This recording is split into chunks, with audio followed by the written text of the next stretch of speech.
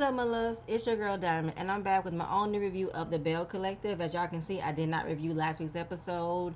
I just had a lot going on, but last week's episode ended with Carrie's therapy, where Latisha and Latrice were too busy arguing with each other to prove how they have hurt one another, but they don't recognize how they both played a part in what took place in their relationship. So, picking up in this new episode, the expert says y'all need to have your own separate conversations without the other ladies and put everything on the table from start to finish and leave it there. Don't bring it up again, because it ended with both of them crying, and Latrice is crying of who she thought Latisha was. Right? She thought Latisha was a good friend. And then Latisha ends up crying that she can remember those times where they will be good with one another. They will call, they will kiki. And it's just been too much, okay? Latisha says she don't think they can get back to where they once were, but she's not opposed to the one-on-one conversation. I do think they need to have one, because there is some underlying issues between them that isn't being said. But I do think that this therapy session was an eye-opener for them.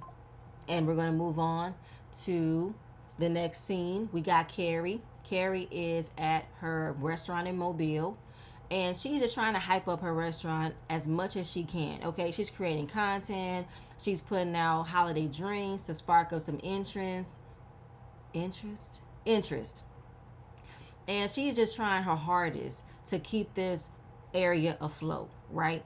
Matt comes by, he's checking in on her because he happens to be in the area. She lets him know about what happened at her self-care therapy session, and it did not end well, right? It was a hot mess, but the person that she brought did give them a suggestion for them to have their own personal conversation.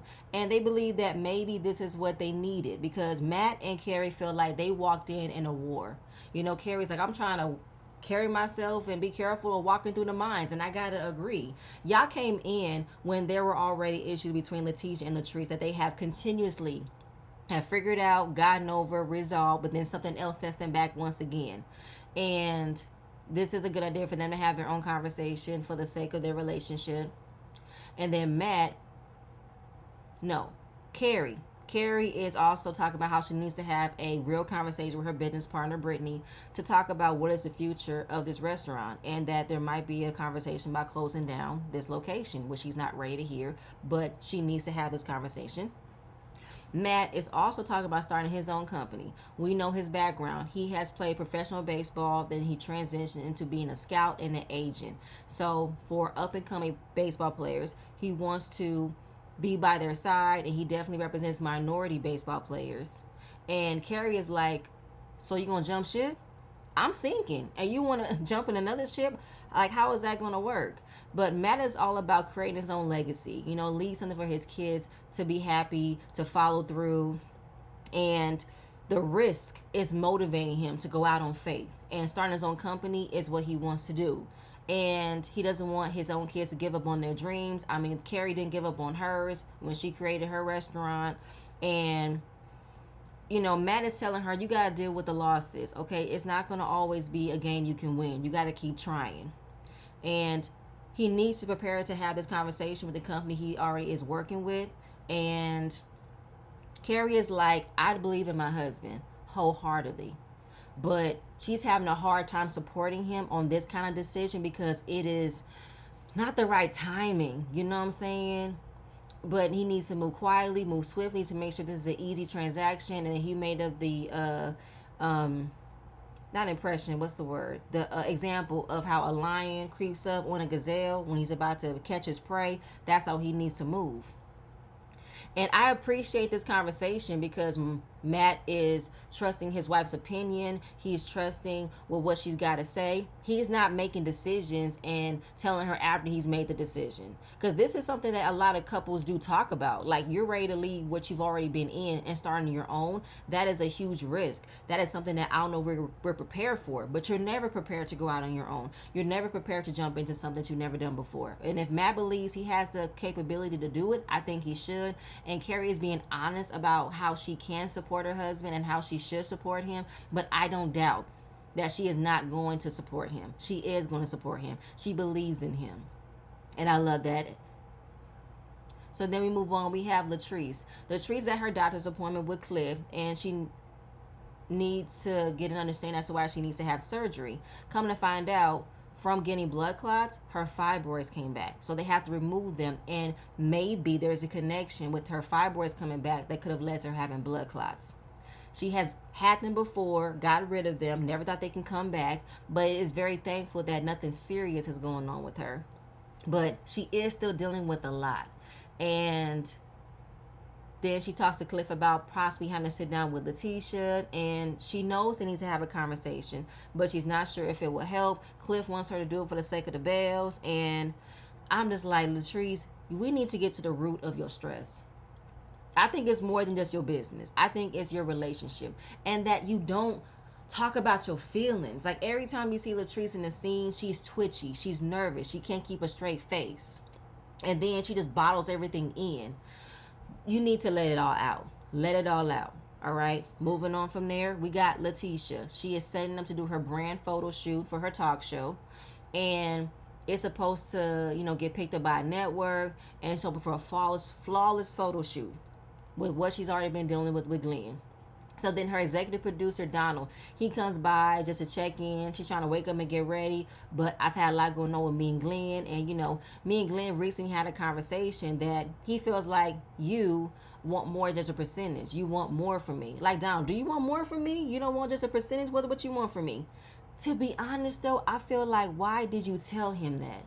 Like, I feel like it was unprofessional for her to tell him that. But I understand that when you have a team, you do have the habit of talking about what you got going on. And I feel like her team has been very much aware of what's been going on between her and Glen. But you did not need to tell Donald that. And then you said that he's married. So why would you even need to say that? And I'm with Donald. He said, I think it's just his insecurity. He feels like you're going to prepare to leave him. And we don't have time for that. Okay? Moving on from there. So she's in her outfit. Her hair looks amazing. I love this color. I love her outfit, her makeup. She's doing poses. And then all of a sudden, Glen is walking in to the photo shoot looking like an ad from City Trends. I was like, where the hell is he going?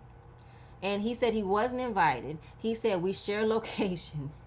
So I knew where she was. And I was like, okay, yeah, the same way you knew where she was at when you popped up on her and Marie, when Marie was about to put that apartment in her name. Didn't you reveal you put a tracker in her car? That shit ain't cute.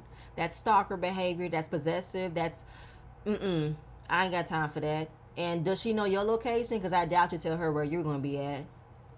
Now, when she saw him, she was shocked. But the photo shoot was over. She was getting comfortable. Her manager first was instantly annoyed when Glen walked in. And he did what he needed to do. Make sure everybody was clearing out, cleaning up, give them some privacy. Glen is out of his fucking mind to think that he's going to come up in here on Lateshia's shit and demand to know why is Donald here? Why is he at this photo shoot? Is this why I wasn't invited? Is he telling you how to pose? Is he working the camera? Why does he need to be here? If you paid attention, she is pitching a talk show. He's her executive producer. He's a part of her team. So he needs to be here in everything that she's doing. The fuck you talking about? You think you smart, but you're dumb. Like, Glen really has it in his head that he is the head of everything. He is the part of the operation, and he isn't. Okay, he's getting on my fucking nerves. And asking as if Donna's putting way too much attention on Lateshia, not for the sake of elevating. Like, is he only working with you, or does he have any other clients? It's like, what the fuck? What? Get out of your head. Get out of your insecurity. Like, what do you want? You want her to reassure you that Donald only not works for her, he works for other people? Like, what the hell do you want? Why are you feeling some type of way here now? Why are you here? You've got to have known Donald for all that time she's worked with him. It's because he was working on a tugboat. You couldn't think of what she was doing because she was already where you know she was at. Home, doing her brand, doing her business. But now, since you got way too much time on your hand, now you want to be everywhere, anywhere with her. Trying to make it seem as you want to be the husband that's making sure my wife is being taken care of, my wife is being good. Fuck no. You trying to make sure she's not doing nothing else with another man because you had that same thought process of doing other things with other women. Okay? You're not helping her motivate. You're not helping her elevate. You're not doing none of that. Okay? You want to ruin her business because you don't want her to shine without you. I can't. This man is your biggest op, Lateshia. He is not for you. He is against you. Glen, you're not her manager. You're not the head of this. This is Lateshia's business. All right. This has nothing to do with you. Okay. Because then when he is demanding from Donald that I need to be included into everything, I need to be in all the emails, I need to be CC'd, I need to be in the phone conversations. It's like, nigga, you have no right. You have no ownership to be in the know of what's going on in her business. This has been her business since season 1. You have no business. You have no part in any of this. Okay? If you wanted to be included in this, you would have been more supportive before then. No, you're doing way too much to overcompensate, overcorrect what you haven't been doing. Like, get out of my face with this shit. You overstepping, Glen, trying to execute your dominance and your manhood to make it seem like you're this great husband. Oh, where was all of this energy when your wife was being treated with such disrespect, where you had her sitting on the fucking reunion couch waiting on paternity results? Where the hell was that when you didn't protect her from the embarrassment that you were about to figure something out with Latrice's best friend and knowing that she was around Lateshia? Make it make sense. The fuck we doing here? So when first was overhearing the demands that Glen wanted, he was getting annoyed. He's like, "Oh, we're not doing that. No, that's not what we're not doing. We're not doing none of that. You're not in the calls. You're not on the emails. Like, that is not gonna happen." And I'm with first. Like, we've been here since the beginning. Where the fuck you've been? The decisions go from Lateshia. They don't go from you. So he's like, "Ain't you her manager? Go manage something. Go over there." So Lateshia's trying to remove Glen from getting into it with another man. And she's like, Glen, this is my manager. What are you doing, Glen? I mean, he needs to go over there somewhere. That's what he needs to do. I'm like, Glen, you doing way too much right now. And this ain't working well. Okay? You doing too much. So they're trying to separate him at first. And then I just have a flashback when he did all that hooping and hollering, when him and Willie got into it, and Willie was about to tackle his ass, and he had to get escorted all the way outside the restaurant. All right? Anytime there's another man in front of you, think you gotta, exert your dominance. Okay? You gotta put your balls on the table and act like you're not a pussy ass bitch, but you already are a bitch with the way you treat your own fucking wife. So they removed first. Glen is trying to defend himself, and Shantae had to tell him, "Do you not see how your wife feels right now? Look at her. Does she look happy? She do not look happy." Like, Lateshia is fanning her face so hard because she doesn't want to break down and cry, because this is embarrassing. This is a huge embarrassment for her. This was not the place for this. This was about her, not you. You made it about getting into my manager, and that's not what you do as my husband. Okay? Then he's telling her, "I didn't come here for all that. All I wanted was to be included in her business." But the way you went about it was wrong, Glen. And here you are again, avoiding accountability that you didn't do anything to hurt her. Why am I getting blamed for her tears yet again? I didn't do that. Yes, you did do that. When you came uninvited, demanding to be reassured that Donna and Lateshia don't have nothing going on but business, that you wanted to be included into all of the conversations and all of the emails. But for what? Why do everything need to go through you? Who are you, Glen? You have no room to demand anything. You have no right to demand anything about her business. And this is the reason why she wants to keep you separate from it, because you don't know what you're doing. So because you said in the other episode that this is the reason why she's keeping her business from you, because you are intimidated by her business. You are intimidated by who she's around. She's around other people who have the means, have the network, have the connections to elevate her to the next level. And you don't know how to do that. You're not smart. You don't have no brains. Okay? Just a boy looking for attention. Glen is really something else. Okay? He thinks this shit is fucking cute. Okay? And I feel like sometimes Lateshia likes this shit that Glen does. She likes that he comes in, be that big man, the same way he did it when at Selena's party, where he protected her from getting jumped by those other ladies. Oh, she definitely gave him brownie points. She definitely bigged his head up, congratulated him, praised him on what he did to protect her. So now it went to his head, and think that he needs to do that same thing yet again to get the same benefits, the same type of praise that Lateshia gave him before. You give a nigga an inch, he takes a mile. Okay? And that's what you should not have done. Because I knew that Lateshia was going to be so happy that Glen did that at Selena's party. And he thought that he's going to get the same type of treatment for doing this. And that's not what you did. Okay? No, no, no, no, no. Saying how she should have tears of joy. Tears of joy, my ass, nigga. So everyone is outside because they definitely was not about to mess up somebody's studio that they have booked for this session. Glen is trying to be calm, but then you see First taunting at him, calling him sex with chocolate. Sex with chocolate. Like, I feel like he was trying to call him out about how he thinks he's doing something when he actually is making a fool out of himself. You know what I'm saying? And then he said, you never had a nigga stand up to you, right? So Glen charges, excuse me, at First, like charges him. And all the women are trying to keep him from getting to First. You got the producer coming in from the background, removing Glen. It's like, move, bruh, move, move, move. And it's just like, bruh. When I tell you the first time that Glen approached First, First didn't flinch.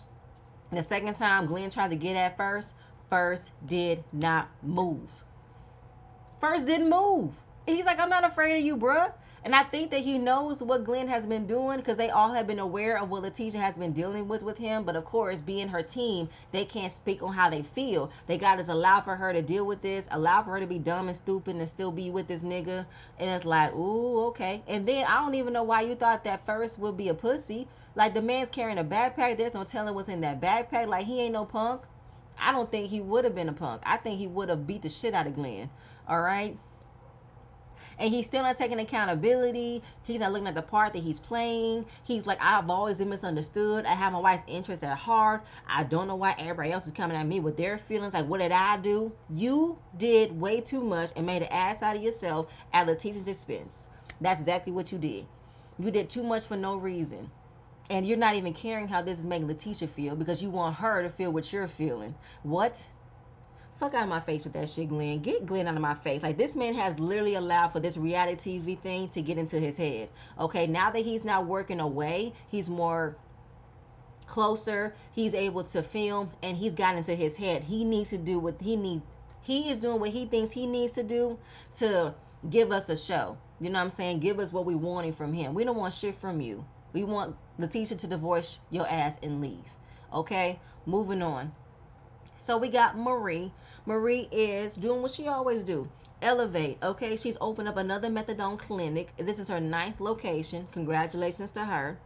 So Selena comes by. I love Selena's outfit. Okay, body is amazing. And they're just, chatting it up. They haven't seen Carrie since her therapy session. And they really are being negative about Carrie's idea of bringing Lateshia and Latrice together with her relationship expert. And they say that this is none of Carrie's business. She's being nosy. I'm confused, y'all. What do you want Carrie to do? Selena, your idea didn't work when you wanted to have a conversation at your birthday party. And Marie, did you ever thought to create a moment for Lateshia and Latrice to talk? I don't think Tambra cares. I think Tambra don't mind if they're at odds because she don't like Lateshia. So why are y'all being so negative about Carrie creating a way for Lateshia and Latrice to move on? Why are you upset that she brought outside help to figure out how she can mend them? I don't know. It's like y'all not giving Carrie a warm welcoming. Like, what exactly has she been doing that's been bothering y'all so much? I don't know.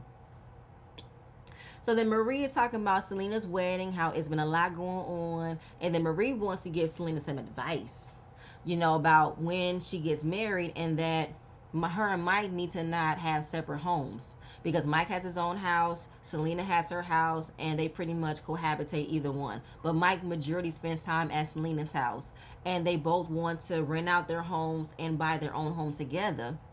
Marie feels like, based off of her experience, that should not be the case because she's going off about how Cedric kept his home and that's where he cheated. But that's not going to be her issue, Marie. And a man doesn't need to have his own property to cheat. A man's going to cheat wherever he wants to cheat. So with her saying that y'all should not have separate homes, I disagree. I think having your own separate property is a good idea because sometimes people can live together. Now, when you are entering a huge commitment like marriage, there is a possibility you're going to live with your partner. But Are some marriages where there are couples that don't live together. They have their own separate homes and they still have thriving relationships. They still are sexually attracted to one another. They still spend time with one another, but they're like, I'm not the type of person that can live with someone for a longer period of time. I need my own space. I need my own place of peace. So I don't disagree with Selena and Mike to still keep their homes and make extra money out of it. I think that's a good idea.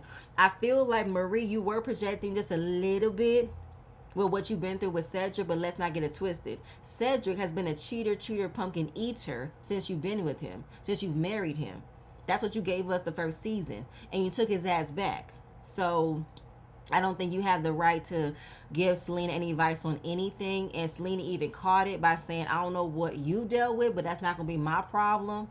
So I'm not going to allow you to bring that negativity onto me. But hey, if you need me for any of your clinics, if you need me to be here for you, I got you. And Marie wants to find a man. Selena said there's a whole lot of eligible bachelors at her wedding. So kudos to that. Moving on from there. Selena, once again, she's at her storefront called Chic Out. It's where she's displaying her new collection of her original earrings made by her. It's beautiful. I love her earrings. I love her necklaces. Latrice comes by and they once again talk about Carrie's therapy session. And what do you think about the expert telling her that her and Latrice need to have their own conversation? They know that they need to have a conversation, but it's just so hard. And Cliff thinks it should be a good idea for them to do. And then they talk about Tambra, knowing that Tambra had to exit out of the therapy session because her father might have had a stroke. So they still don't know if he had a stroke, but he has been doing better. He is in the hospital. Tambra has been at the hospital the entire time, knowing that she hasn't been eating and she needs to take some breaks, but she loves her father, so there's something you can do about it. Then Selena reflects on her journey about when she had her stroke, that it was a long journey. She persevered. She couldn't walk. She couldn't talk. She couldn't speak. She had to relearn everything over and over again. And her daughters were right there, making sure she was moving. She was getting up. She was doing whatever it is she needs to do to make it. Okay, because she wanted to be here with her grandchildren, watch them grow up. I love that for her. And then we know that Selena had a bad car accident last season, and she ended up having a seizure. So what caused that seizure was extreme stress. So Mike has been there through that journey, and she had to teach him on how to recognize the symptoms. So if she's showcasing that she is asleep but she's slumped over, it's not what you would normally see with someone that's asleep. Just give me some juice so that can wake me up, maybe get her blood sugar back working so she could be more aware, be more cognizant. What's that word I'm trying to find? I guess aware. I'm just going to say aware. And it took a while, but he's got it. So she trusts him in that aspect. I appreciate this conversation. Latrice realizes that a lot has been... Latrice realized that it's so much going on in this world that we can't sweat the small stuff. Life is too short. With her dealing with the blood clots and everything, she does need to have this conversation with Letitia. So moving on once again, we have Carrie. Carrie is finally ready to talk to her business partner, Brittany, to discuss closing down Brick and Spoon Mobile. And she said Brick and Spoon has been hurting her financially. She's been taking money from what she makes as an influencer and putting it back into the business. And it's not working. Like, I'm selling for myself to pay Paul. And it's not working. I mean, Carrie, I admire your perseverance. I admire your courage to still fight for what you want to keep. But if it's not serving you financially, then you might as well let it go. And that's what the problem is. They need to find somebody who can keep it open and pay the payroll. They just don't have it. And I think it's part of the location. I mean, my thing is y'all probably not in a good location where there's not a lot of foot traffic, or people don't have the time to go and visit that location. You know what I'm saying? Because when you look inside, there's not a lot of people in it. So the only option that they have is to put it on the market and sell it, so that way they can get something out of it. And if it doesn't sell, they just close it down. Then that was Carrie's moment of breaking down and realizing that this is something that's going to be a hard time for me to let go of, but it's for the sake of your business. Y'all got you got 2 other successful locations. You can make another one. You just got to keep on finding that spot. That's all you got to do. Okay, just keep searching. It's not the end of the world. This is just a setback, but you can always come back from it. All right. So moving on again, we have Lateshia and Latrice. They finally sit down, and when they locked in for the last time they were having their issue, that was the last time. They became closer, and then Lateshia said she wasn't faulting her with what took place at her house with Amanda, but it did trigger a lot of emotions, and was wondering, like, how did we get here and how do I come back from that? But Lateshia, I need for you to admit that you have done other things as well that's caused this back and forth between you and Latrice. Remember, you created a narrative she was an alcoholic. You talked about her relationship and accused that she might have been in an abusive relationship. You called her an insecure bitch. I know this was recent, but we got to put everything on the table. And Latrice ends up apologizing for the Amanda situation, which she had to do because Latrice was in a rock and a hard place. Okay, she did not invite that. Amanda came in with that, and she didn't know how to manage it. But this is so while her accepting that apology, in order for them to move forward, they want to admit that they won't bring up a certain issue later on.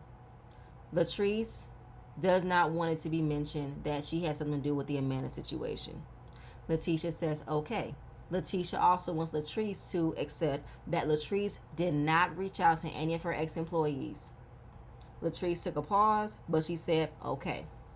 So this is what they're not going to talk about anymore. They're going to let it go. Let's see how long that lasts.